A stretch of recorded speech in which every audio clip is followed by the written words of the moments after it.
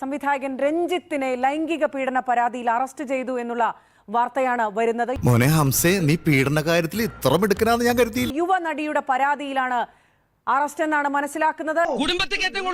നേരത്തെയും ആരോപണങ്ങൾ ഉയർന്നിട്ടുണ്ട് രഞ്ജിത്തിനെതിരെ.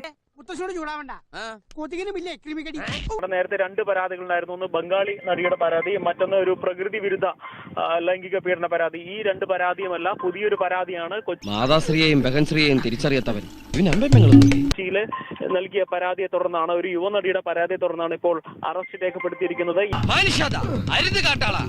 എന്റെ വീട്ടിൽ മാത്രമല്ല, നിന്നെ കൊടകി ഏരിയ പോലും കണ്ടുപോരുത്.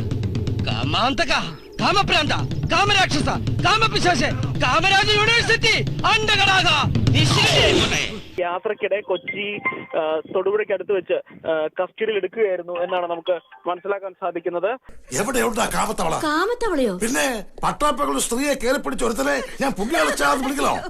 ഇപ്പോൾ തൊടുപുഴ പോലീസ് സ്റ്റേഷൻ പരിധിയിൽ ഇദ്ദേഹം കസ്റ്റഡിയിലാണ്. നമുക്ക് എന്ത് ചെയ്യണമെന്നറിയാവോ? വീട്ടിൽ വെച്ച് കൊല്ലണം. എന്ത് പറയുന്നു?